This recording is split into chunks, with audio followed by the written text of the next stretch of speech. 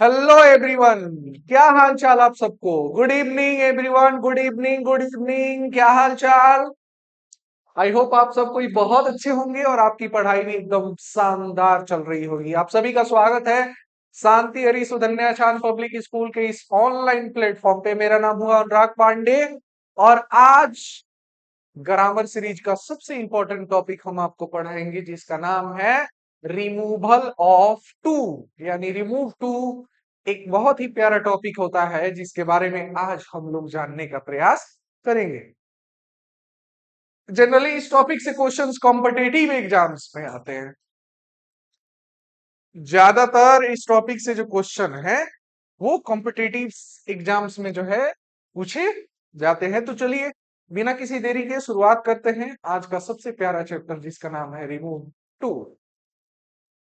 चलिए शुरुआत करते हैं।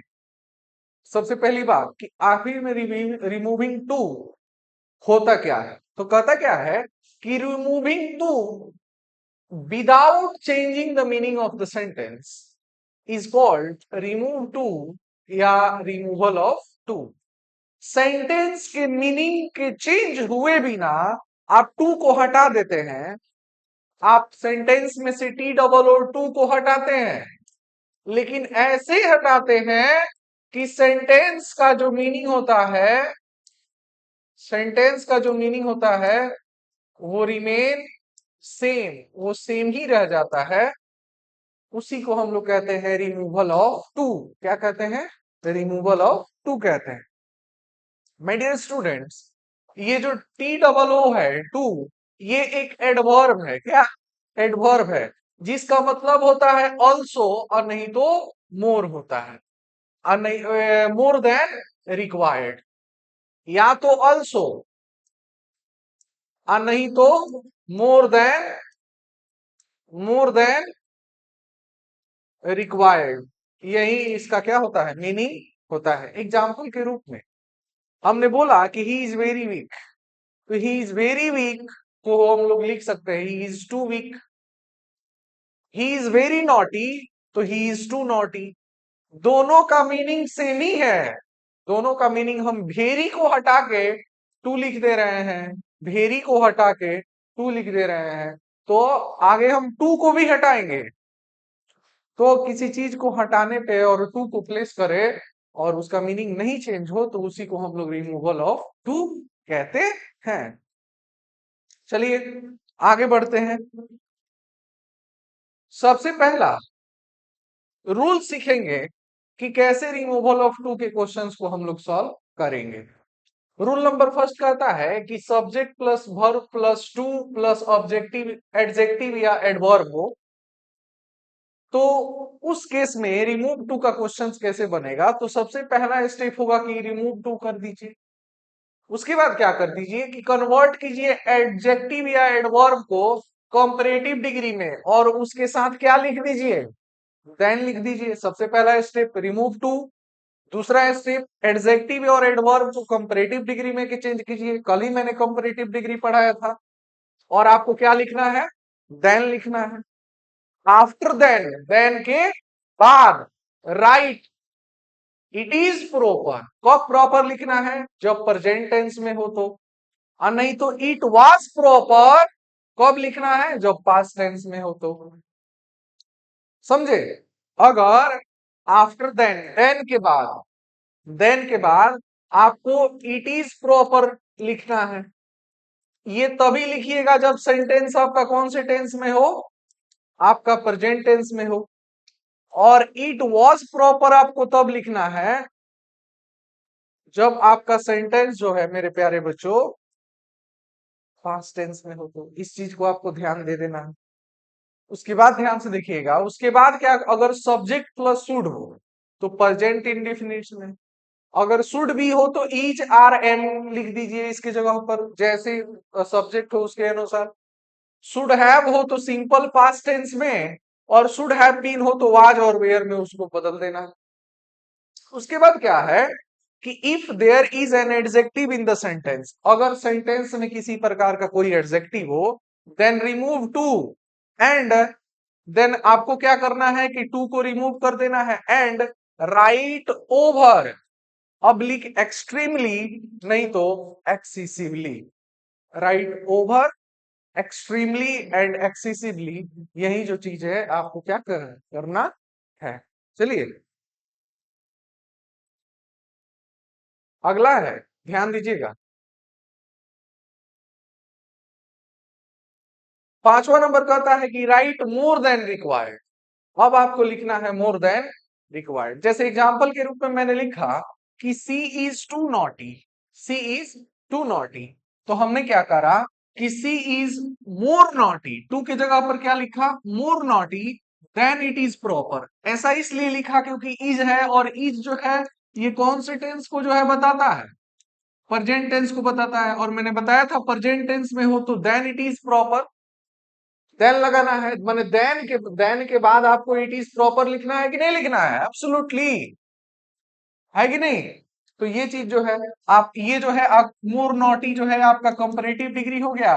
देन हमेशा हम कंपैरेटिव डिग्री में यूज करते हैं, यही नहीं, it is more naughty than she should be, ये भी आप लिख सकते हैं। इट इज प्रॉपर की जगह पर सी शुड भी लिख सकते हैं। She is over extremely excessively naughty, ये भी जो है आप लिख सकते हैं।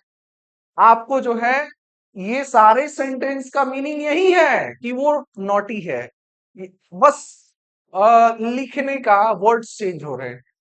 She is naughty more than required, वो नॉटी है आवश्यकता से अधिक, वो आवश्यकता से अधिक बदमाश है। इस प्रकार से हम क्वेश्चन को क्या करते हैं, बनाते हैं। बस नियम आपको याद रख होना चाहिए जो हम लोग ऊपर पढ़े थे। जैसे ध्यान से सुनिएगा, she walks too hard, she walks too hard, सबसे पहले तो ये जो है देखिए ध्यान से, ये जो सेंटेंस है वो कौन से टेंस में है, प्रेजेंट टेंस में। तो प्रेजेंट टेंस में सबसे पहले है तो सबसे पहले सी वॉक्स हार्डर, हार्ड का हार्ड का कंपैरेटिव डिग्री क्या होता है, हार्डर होता है। और उसके बाद देन लिख दीजिए, उसके बाद इट इज प्रॉपर लिख दीजिए, आपका पहला सेंटेंस बन गया। दूसरा क्या कीजिए कि she walks harder than she should be, ये वाला आप लिख सकते हैं। She walks harder more than required, ये भी आप लिख सकते हैं। अलग अलग तरीका है क्वेश्चन को सॉल्व करने का। रूल नंबर 2 देखिएगा, रूल नंबर 2 में अगर सब्जेक्ट वर्ब टू एडजेक्टिव या एडवर्ब और इंफिनिटिव्स हो, इंफिनिटिव्स मैंने बताया था कि टू के साथ अगर कोई वर्ब लिखा हो, I am about to go, I am about to go, तो ये जो है टू जो है गो के पहले आया है, इसे हम लोग इंफिनिटिव्स कहते हैं। क्या कहते हैं, डेट इज कॉल्ड इंफिनिटिव्स, उसे हम लोग मेरे प्यारे बच्चों इंफिनिटिव्स कहते हैं। आई होप आपको समझ में आ गया होगा। तो इसलिए जब इस प्रकार के हो subject plus verb plus too plus adjective oblique adverb plus infinitives, अगर इस प्रकार के क्वेश्चन हो तो आपको सबसे पहले स्टेप रिमूव टू कर देना है और राइट सो, उसके जगह पर सो लिखना है। सो प्लस एडजेक्टिव या एडवर्ब, उसके बाद डेट लिखना है।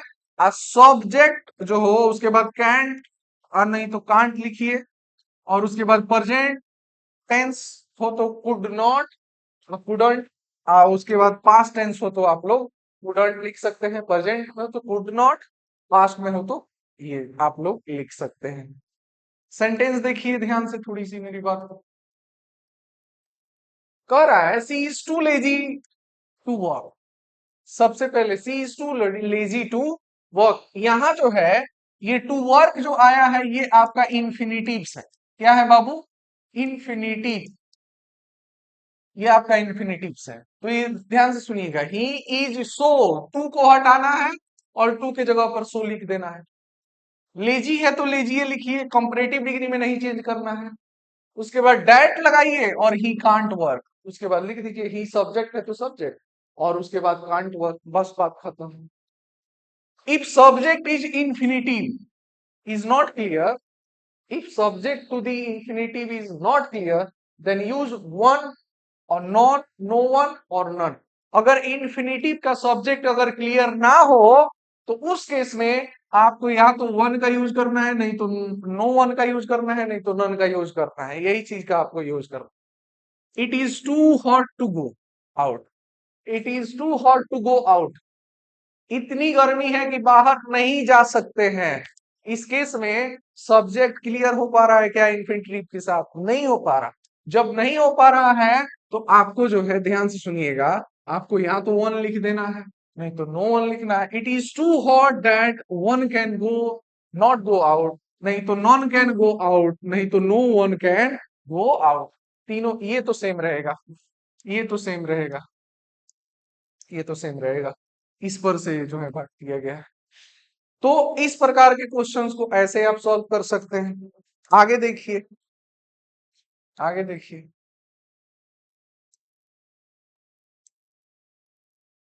रूल नंबर थ्री क्या कहता है कि subject plus verb plus too plus adjective oblique adverb for noun और प्रोनाउन अगर इस प्रकार का हो तब कैसे बनाइएगा। यानी सब्जेक्ट हो, वर्ब हो, उसके बाद टू लगा हो, टी डबल हो, उसके बाद एडजेक्टिव या एडवर्ब हो, फॉर हो, और उसके बाद नाउन और प्रोनाउन हो। इस प्रकार के क्वेश्चन हो तब कैसे सॉल्व करेंगे, थोड़ा सा ध्यान से देखिएगा।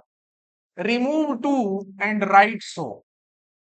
सबसे पहले टू को हटाएंगे और सो लिखेंगे। दूसरा नियम ये कहता है कि सो प्लस एडजेक्टिव या एडवर्ब डैट प्लस सब्जेक्ट उसके बाद जो हो आपका लिखिए। जहां पे टू मच हो उसके बाद सो बैड या सो शॉकिंग लिख सकते हैं। ध्यान से सुनिएगा एग्जाम्पल के रूप। He is too slow for a runner.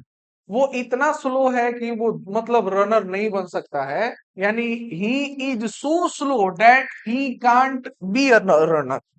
वो इतना स्लो है कि वो रनर बन ही नहीं सकता है। That is it is too much for me. It is too ये हमारे लिए बहुत ज्यादा है। तो अब टू हटाना है, सो दे देना है कि नहीं जी? Bad that he can't bear it.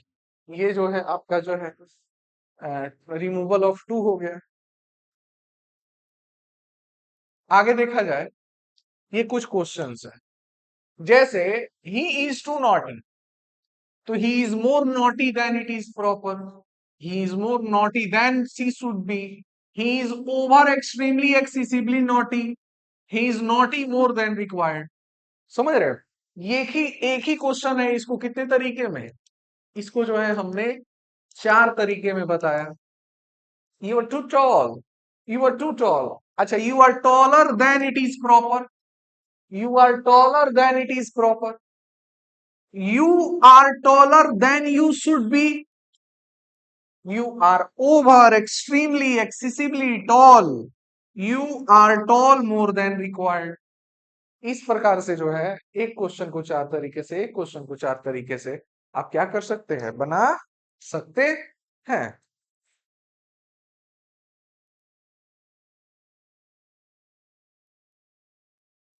आइए देखते हैं। She is too weak. She is more weaker than it is proper. She is more weak than she should be. She is over extremely excessively weak. She is weak more than required. They were too stupid. They were too stupid. They were more stupid than it were proper. They were more stupid than they should have been. They were extremely excessively over stupid. They were stupid more than required. क्योंकि यहाँ पे जो है past tense है कि नहीं बाबू? Past tense में है तो यहाँ ईट वॉर हो जाएगा, है कि नहीं जी? कोई डाउट है? नहीं है। चलिए आगे देखिए, ये आप खुद से कीजिए। They were too gentle. He walks too hard. ये क्वेश्चंस आप खुद से करिएगा। वैसे तो यहाँ आंसर इसका है, ये क्वेश्चन आप खुद से बनाइए यहाँ। चलिए ये भी क्वेश्चन दोनों लिखिए, ये भी क्वेश्चन दोनों लिखिए जल्दी से जल्दी। He drives too fast. They spoke too sweetly. ये भी क्वेश्चंस जल्दी से जल्दी लिखिए। वैसे तो इसका आंसर यहाँ है, लेकिन क्वेश्चन आपको लिख लेना है और बनाना है, खुद से ट्राई करना है। यहाँ देखिए, he was too late to catch the train. He was so late that he couldn't catch the train. He was too late, so he could not catch the train. C is too weak to walk. C is so weak that he can't walk. He is too honest to steal your money. He is so honest that he can't steal your money. वो इतना ईमानदार है कि तुम्हारा पैसा तो चुरा ही नहीं सकता. C was too dull to do this type of work. वो इतना डल है कि इस प्रकार के क्वेश्चन को वो नहीं कर सकता. He is too weak for a cricket player. He is so weak that he can't be a cricket player. वो इतना कमजोर है कि वो क्रिकेट प्लेयर नहीं हो सकता. The tea is too hot for me to take. The tea is too hot for me to. The tea is too hot for me to take. The tea is too hot that I can't take it. ये जल्दी जल्दी question उतारिए और question को बनाने का प्रयास कीजिए. Question उतारिए. चलिए, यहाँ पे एक और क्वेश्चन आपके बोर्ड के ऊपर आ गया. एक और question. He is too weak to walk. वो इतना कमजोर है कि वो चल नहीं सकता. He is too lazy to complete the work in time. वो इतना लेजी है कि वो समय पे अपना काम नहीं कंप्लीट कर सकता. तो he is so lazy that he can't complete his work in time. है कि नहीं? यहां देखिए. He is too much honest to accept a bribe. He is too much honest to accept the bribe. वो इतना ईमानदार है कि वो घूस नहीं ले सकता है. ही is so honest that he can't expect a bride. वो सोच भी नहीं सकता है कि हम घूस लेंगे. ये चलिए आपके लिए है. The tea is too hot. चाय बहुत गर्म है. और ये क्वेश्चन हमेशा पूछा जाता है बाबू. This question often asked in examination. The tea is too hot. अब इसका जो है टू रिमूव कीजिए और बनाइए. कैसे होगा? जल्दी क्वेश्चन लिख लीजिए.